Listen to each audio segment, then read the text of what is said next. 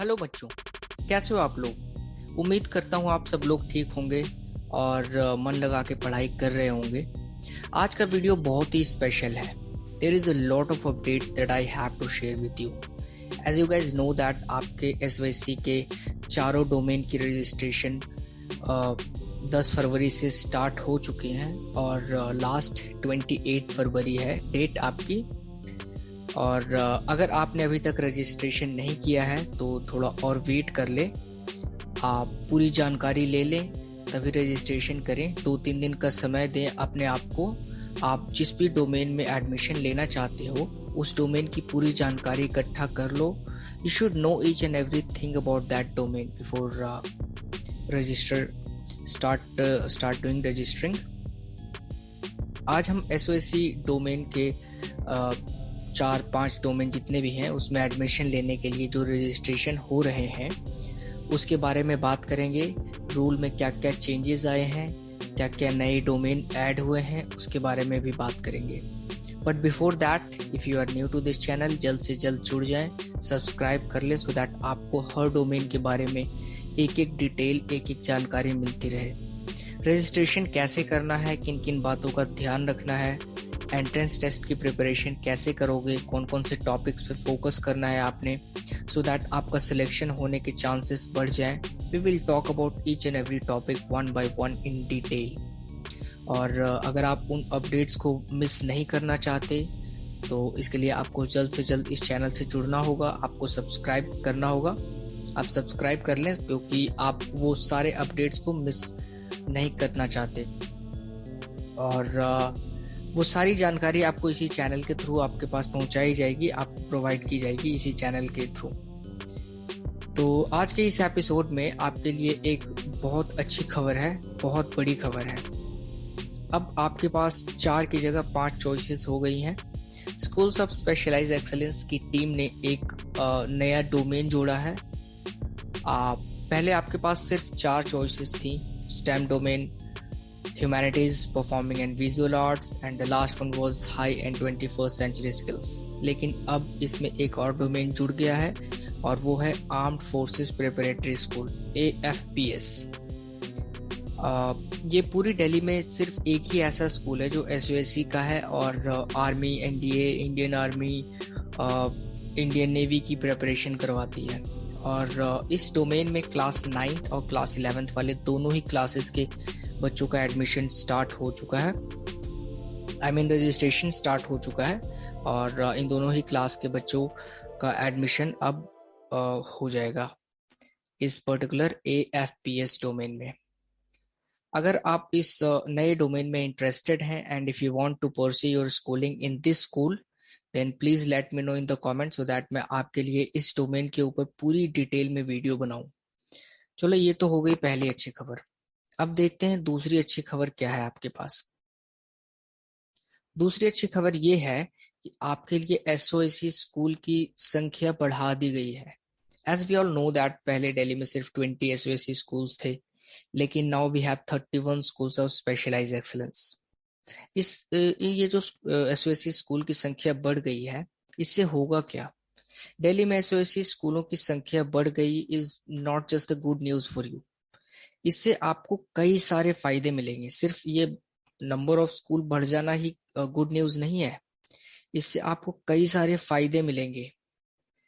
पहला, there is a great chance कि कोई एसओएसी स्कूल आपके घर के पास खुला हो तो आपको दूर तक ट्रैवल करके उन स्कूलों में एडमिशन लेने की, वहां पे जाने की जरूरत नहीं पड़ेगी। दूसरा, अब क्योंकि नंबर ऑफ स्कूल्स बढ़ गए हैं तो ऑब्वियसली आपके लिए एडमिशन लेना आसान हो जाएगा। अब आप पिछले साल के मुकाबले कहीं आसानी से एडमिशन ले पाओगे क्योंकि अब स्कूल्स ज्यादा है, यानी कि सीट्स भी ज्यादा हो गई हैं। यहाँ तक आपको सब कुछ समझ आ गया। अगर कोई डाउट है तो, कोई भी कंफ्यूजन है then please let me know in the comment. मेरी टीम इन दिनों आपके कमेंट्स की, आपकी प्रॉब्लम्स की, आपके सवालों को बहुत क्लोजली मॉनिटर कर रहे हैं। आपके डाउट्स को जल्द से जल्द दूर किया जाएगा, उन्हें सॉल्व किया जाएगा। तो अगर आप कुछ पूछना चाहते हो या फिर मेरे साथ कुछ और भी बातें हैं जो कि शेयर करना चाहते हो तो मुझे कमेंट में लिख के जरूर बताएं। अब आगे बढ़ते हैं और देखते हैं इस साल और क्या क्या अपडेट्स आए हैं। इस साल एडमिशन ले रहे बच्चों की एज का भी खास ध्यान रखा गया है। अगर आप क्लास 9th में किसी भी डोमेन में एडमिशन लेना चाहते हो तो आपकी एज 13 से 15 वर्ष के बीच होनी चाहिए, ना तो इससे एक भी दिन ज्यादा और ना तो एक भी दिन कम। इसी तरह अगर कोई स्टूडेंट क्लास 11th में एडमिशन लेना चाहता है देन उसकी एज 15 से 17 वर्ष के बीच होनी चाहिए। तो आपको इस बात का भी थोड़ा ख्याल रखना है। अभी मैं आपको ये बात क्लियर कर दूं कि इस साल स्टेम डोमेन में क्लास 9th और क्लास 11th में एडमिशन हो रहे हैं, जैसा कि पहले भी हो रहा था, तो इस रूल में कोई चेंज नहीं आया है। ह्यूमैनिटीज डोमेन के एडमिशन में भी कोई चेंज नहीं आया है। It was a bit shocking for me. बहुत ज़्यादा एक्सपेक्ट किया जा रहा था कि इस साल ह्यूमैनिटीज डोमेन को भी 11th के बच्चों को के लिए खोला जाएगा, लेकिन रूल में कोई चेंज नहीं आया। और अगर हम बात करें 21st सेंचुरी स्किल्स की और परफॉर्मिंग एंड विजुअल आर्ट्स के लिए, तो जिस तरह लास्ट ईयर सिर्फ 9th में एडमिशन हो रहा था उसी तरह इस साल भी सिर्फ 9th में ही एडमिशन होंगे। अब सबसे ज़रूरी बात, अभी अगर आप क्लास 8th में पढ़ते हो और 9th में किसी भी डोमेन में एडमिशन लेना चाहते हो, या फिर अभी आप 10th में पढ़ते हो और 11th में किसी भी डोमेन में एडमिशन लेना चाहते हो, तो अभी तक तो आपके 8th या 10th के एग्जाम्स भी नहीं हुए हैं। तो अगर एडमिशन या रजिस्ट्रेशन के टाइम पे आप सोच रहे होगे कि कौन सी मार्कशीट दिखाना है, कौन सा रिजल्ट लाओगे, आप कौन सा रिजल्ट अपलोड करोगे रजिस्ट्रेशन के टाइम पे, क्योंकि अभी तो आपके एग्जाम्स भी नहीं हुए हैं तो रिजल्ट तो आने की दूर की बात है। गाइस, जो बच्चे अभी 8th में हैं और 9th में किसी भी डोमेन में एडमिशन लेना चाहते हैं, और तो वो फिलहाल 7th क्लास की अपनी मार्कशीट को अपलोड कर सकते हैं। एडमिशन के टाइम पे 7th की मार्कशीट यूज करके आप एडमिशन ले सकते हो, और जिन्होंने 11th में एडमिशन लेना है वो क्लास 9th की मार्कशीट यूज कर सकते हैं, क्योंकि उनका अभी तक एग्जाम कंडक्ट नहीं हुआ है और मार्कशीट भी ऑब्वियसली नहीं आया होगा।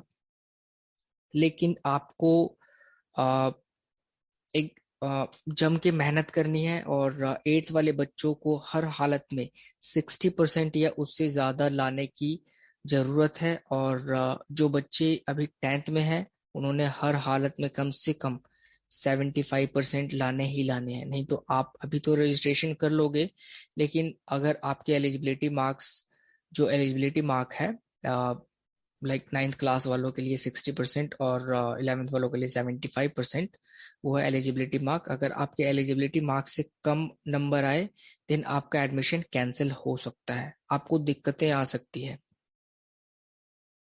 एक और जरूरी बात, आप अगर आप किसी कैटेगरी से बिलोंग करते हो, लाइक अगर आप एससी हो, एसटी हो या फिर ओबीसी हो, और अगर आप इन कैटेगरीज में से कोई भी नहीं हो, देन एक और कैटेगरी है।